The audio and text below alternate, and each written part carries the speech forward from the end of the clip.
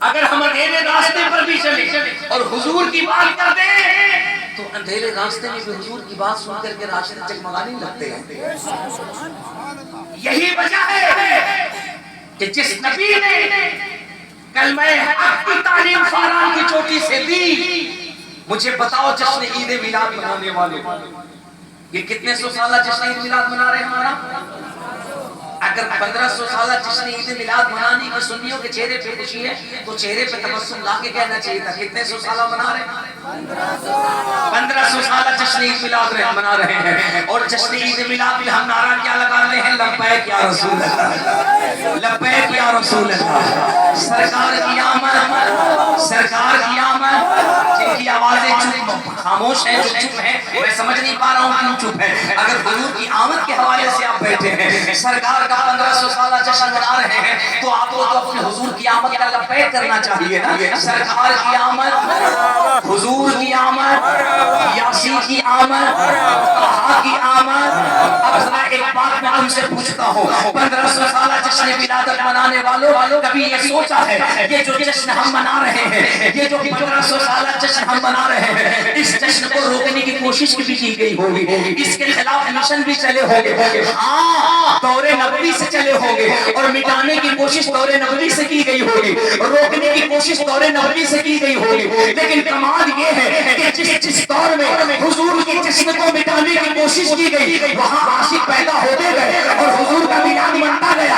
یہ جو آج آپ سوشل میڈیا پہ کبھی انجینئر مشرا مرزا کو سنتے ہو، کبھی طارق مسعود کو سنتے ہو، کبھی طارق جمیل کو سنتے ہو، کبھی ہندوستان کے ناپاک مولویوں کو سمجھتے ہو، تو اس سے یہ نہ سمجھنا کہ حضور کا ذکر مٹ جائے گا، حضور کا ذکر ختم ہو جائے گا. اے رب کعبہ کی قسم، جب معمولیوں کا دور تھا تو صدیقی اکبر بلند کرتے رہے، جب دین الہی کا دور تھا تو حضرت مجدد الفسانی بلند کرتے رہے، جب یزیدیوں کا دور تھا تو جشن آمد رسول میرے حسین بلند کرتے رہے. ابھی جب وہابیوں دیوبندیوں کا وقت آیا تو برائیلی کا قلم برائے بیاض بلند کرا.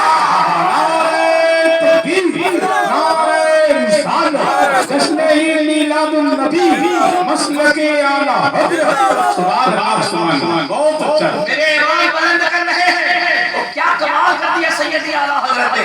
1500 سالہ جشن عید میلاد منانے والوں، اب تمہیں یہ لگتا ہوگا کہ 1500 سالہ ہم نے منا لیا، ہماری جو نسلیں ہوں گی پتہ نہیں وہ 1550 سالہ منا پائیں گی نہیں منا پائیں گی، ہماری نسلیں 1600 سالہ منا پائیں گی نہیں منا پائیں گی.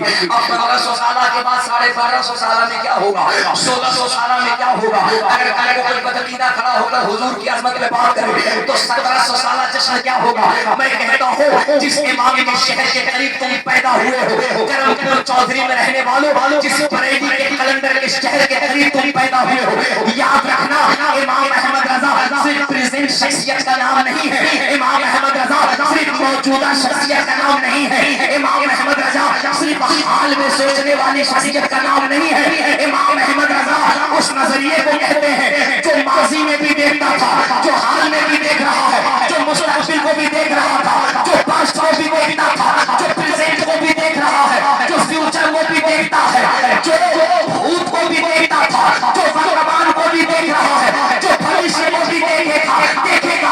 اسی لیے تو سیدی اعلیٰ حضرت نے جشن عید میلاد کے حوالے سے 1500 سالہ، 1600 سالہ، 1700 سالہ نہیں کہا، بلکہ کہا حشر تک ڈالیں گے پیدائش مولا کی دھو مثل فارس نزد کے خلے گراتے جائیں گے. خام ہو جائے عدو چل چل مگر ہم کو رضا، دم میں جب تک دم ہے ذکر اللہ سنا دے.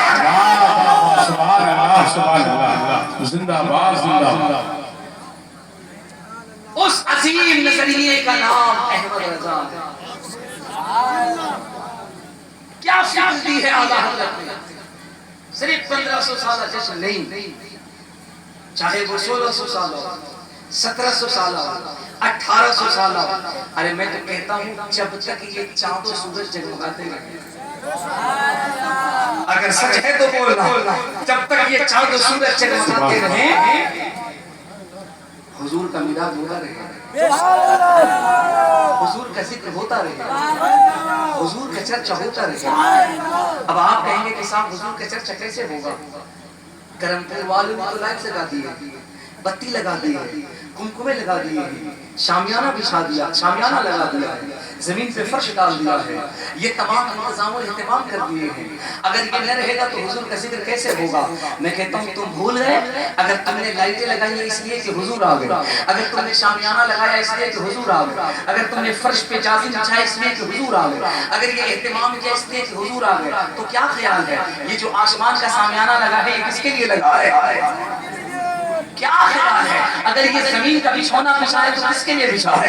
کیا خیال ہے اگر یہ چاند و سورج جگمگا رہے تو کس کے لیے جگمگا رہے؟ ارے مجھے کہنے دو، تم نے اپنی حیثیت کے مطابق توجہ چاہو، علماء کی توجہ، تم نے اپنی حیثیت کے مطابق یہ شامیانے لگا کر، جازم بچھا کر، لائٹ بتی لگا کر، تم نے اپنی حیثیت کے مطابق حضور کی آمد کی خوشی منائی ہے۔ اللہ نے حضور کی آمد کا جشن اپنے شان کے مطابق پوری کائنات کو سجانے کے منا دیا۔ سبحان اللہ، چاند و سورج جگمگا رہے ہیں کیونکہ حضور دنیا میں تشریف لائے، حضور دنیا میں تشریف لائے۔ آج ہماری قوم کے پاس مطالعے کا وقت نہیں ہے، ہماری قوم کے پاس پڑھنے کا وقت نہیں ہے، اور یہی سب سے بڑا المیہ ہے ہماری ناکامی کا۔ ہمیں صرف اور صرف ایسا فکر چاہیے، ایسی سوچ چاہیے، ایسی ناکامی چاہیے، ایسی تقریر چاہیے جو ہمیں سیدھے یہاں سے اٹھا اور جنت میں بٹھا دے۔ ہمیں صرف ایسی ناکامی اور ایسی تقریر چاہیے جو ہمیں 10 منٹ کے اندر جنت پہنچا دے، جنت کا حقدار بنا دے۔ ہمارے بزرگوں نے اسلام کو کیسے پھیلایا، اسلام کتنی شدت اور کتنی قربانی کے بعد ہم تک آیا، ہمیں اس سے کوئی لینا دینا نہیں۔ ہم نے تو یہ سمجھا کہ اسلام کو تھالی میں سجا کر کسی نے پیش کر دیا۔ اگر تم نے پڑھا ہوتا تو معلوم ہوتا جس مذہب اسلام پہ دنیا کے لوگ ہو رہے ہیں، جس اسلام کے خلاف انگلی اٹھائی جا رہی ہے، اللہ کی عزت کی قسم اس کے پیچھے بہت بڑی سازش ہے جو دنیا میں چل رہی ہے۔ جی جی بالکل۔ ایک قوم کے نوجوانوں میں تم سے ہاتھ جوڑ کر کہتا ہوں، ہوش کے ناخن لو، ہوش کے ناخن، اور ذرا اپنا قیمتی وقت اپنے تاریخ کو مطالعہ کرنے میں لگاؤ، اور اگر پڑھ نہیں سکتے تو کم سے کم 10-20 منٹ، آدھے گھنٹے جلسوں میں آ کر بیٹھ کر علماء کو سنو تو پتا چلے کہ دنیا میں جو تمہارے خلاف پروپیگنڈا چل رہا ہے، ہمارے علماء کے خلاف پروپیگنڈے چل رہے ہیں، ہمارے مسجد و مدرسے کے خلاف پروپیگنڈے چل رہے ہیں، یہ پروپیگنڈا نہیں، اس کے پیچھے ایک بہت بڑی سازش ہے، بہت بڑی پلاننگ ہے۔ جی بالکل۔